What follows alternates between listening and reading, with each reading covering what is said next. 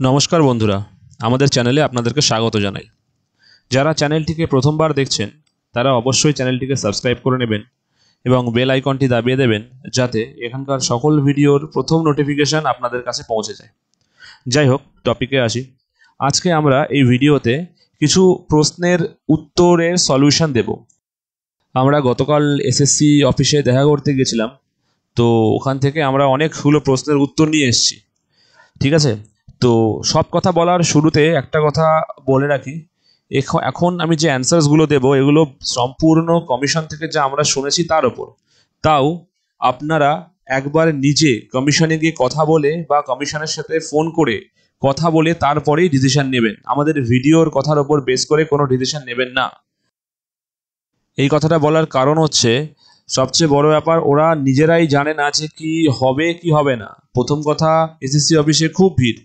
এবার সেই ভিড়ের মধ্যে আমরা গেলাম কথা বলতে কিছু কিছু প্রশ্ন নিয়ে, তো ওনাদের কথা শুনে আমরাই অবাক। যাই হোক, তো আমি প্রশ্নগুলো বলছি আর উত্তরগুলো বলছি। এবার আপনারা যারা একই প্রশ্ন আছে আশা করি তারা উত্তরটা পেয়ে যাবেন।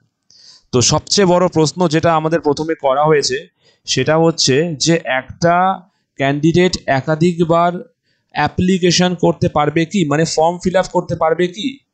রেজিস্ট্রেশনের কথা আমরা ইনফর্ম করেছি, ঠিক আছে। মানে এই নয় যে প্রথমে একটা ক্যান্ডিডেট আইডি পেলাম তার আন্ডারে, তা নয়।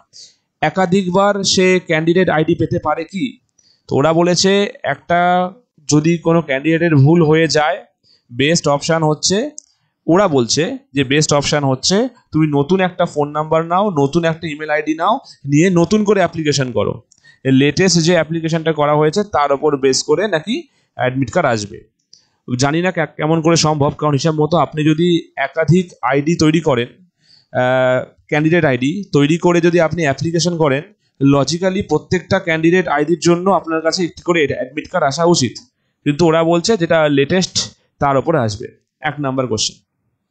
সেকেন্ড, অ্যাকাডেমিক ডিটেলস ভুল হলে কি করব। এবার ওরা বলছে অ্যাকাডেমিক ডিটেলসে ভুল হলো, ধরে নেন আপনি পার্সেন্টেজে ভুল করলেন অথবা আপনি নাম্বার পুটিংয়ে ভুল করলেন, তাহলে তো আপনার যে টোটাল পার্সেন্টেজ ওটা তো চেঞ্জ হয়ে যাচ্ছে, তাহলে এখানে তো ঝামেলা হবে। তো এই ক্ষেত্রে ওরা বলছে তাহলে আপনি ওটাকে বাদ দিয়ে নতুন করে ফর্ম ফিল আপ করুন। তো আমরা তারপরে ওখানে প্রশ্ন করলাম যে স্যার, আমরা যদি এরকম করি যে ভুলটা আমার হয়েছে আমি যদি র্যাঙ্কে আসতে পারি, মানে আমি যদি পরীক্ষায় পাস করি, তখন যখন ডকুমেন্ট ভেরিফিকেশন হবে তখন যদি আমি এটাকে ঠিক করতে চাই অ্যাপ্লিকেশনের মাধ্যমে, তখন ওরা বলছে যে অ্যাপ্লিকেশনের মাধ্যমে তখন ঠিক করবে কিনা বলা মুশকিল, ওটা আমরা বলতে পারবো না। তো বেস্ট অপশান যেটা সেটা হচ্ছে আপনি নতুন করে অ্যাপ্লিকেশন করুন।